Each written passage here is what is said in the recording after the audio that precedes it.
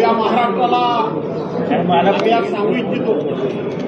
अरे गणवेश कुठे आहेत? गणवेश कुठे आहेत? अरे शाळेतल्या मुलांचे गणवेश कुठे आहेत? गणवेश कुठे पायऱ्यांवर येऊन अशा पद्धतीने या सरकारच्या नावाने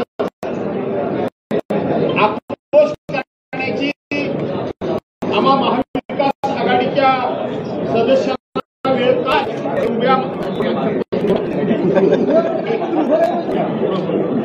अशी वेळ का आली? हा कामकाजाचा दुसरा आठवडा आम्ही एकही दिवस कामकाजाचा वाया जाऊ दिला नाही, एकही मिनिट वाया जाऊ दिला नाही। तसं बघितलं तर हे सरकार इतकं उर्मित आहे, मस्तीत आहे, एवढं बेमुरवतखोर झालंय आणि त्यांच्या मनामध्ये अहंकार इतका निर्माण झालाय की सरकार चालवण्याकरता एक मंत्री फक्त सभागृहामध्ये बसतो, ज्या विषयाची चर्चा असते त्या विषयाचे मंत्री सभागृहामध्ये बसायलाच तयार नाही। सातत्यानं आम्ही तो हा मुद्दा उपस्थित करतो, परंतु जे कोणी चेअरवर बसलेले असतात अगदी अध्यक्षांसह सगळे ते एक कॅबिनेट मंत्री असला तरी चालेल। मला असं वाटतं की भविष्यामध्ये आता हे विधिमंडळाचं अधिवेशन चालवत असताना हे महाराष्ट्र सरकारचा बरखास्त करावं आणि अध्यक्षांनी आणि विरोधी पक्ष सदस्य या दोघांनीच मला वाटतं हे सगळं अधिवेशन चालवावं की काय अशी आता परिस्थिती निर्माण झालेली आहे।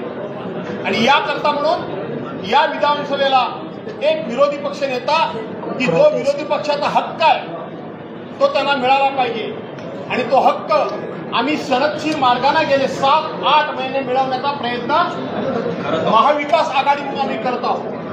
त्याच्याकरता एकूण सदस्य संख्येची 10% सदस्य संख्या असली पाहिजे अशी अट जी सातत्यानं सांगितली जाते ती 7 कोटी आहे। 20 दिन खाली ज्या वेळेला आम्ही आमच्या पक्षाचं रजिस्ट्रेशन करण्याकरता आलो त्यावेळेला तुम्ही बातमी अशा दाखवल्यात मित्रांनो की उद्धव साहेबांना भीती वाटते की त्यांचे आमदार पुन्हा फुटतील की काय, म्हणून त्यांनी आज इथे या ठिकाणी येऊन अशा पद्धतीनं रजिस्ट्रेशन केलं। पण सगळ्याच पक्षांना हे रजिस्ट्रेशन करावं लागतं, हे केवळ उद्धव बाळासाहेब ठाकरेंच्या पक्षाला रजिस्ट्रेशन करावं लागत नाही। आणि त्याच वेळेला आम्ही सचिवालयाला पत्र दिलं की विरोधी पक्ष नेता नेमण्याचा कायदेशीर आणि नियमामध्ये तरतूद काय आहे ती आम्हाला लिखित स्वरूपामध्ये मिळावी, घटनेमध्ये तरतूद काय आहे ती आम्हाला लिखित स्वरूपामध्ये मिळावी। विधिमंडळाचे सचिव आम्हाला मागच्या सगळा घटनाक्रम सांगायला लागले, विरोधी पक्षनेता कसा कसा निवडला गेला त्याची पत्र हे आम्हाला ते दाखवायला लागले। आम्ही त्याला सांगितलं हे आम्हाला सगळं माहित आहे, परंतु आम्हाला कायदेशीर तरतूद काय ती सांगितली पाहिजे। आज तुमच्या समोर हे सगळं चित्र समोर आलंय आणि आम्हाला विधिमंडळ सचिवांकडून म्हणजेच अध्यक्षांकडून, कारण कुठलंही कामकाज ऍड्रेस करत असताना हे सचिवांच्या नावानेच करावं लागतं।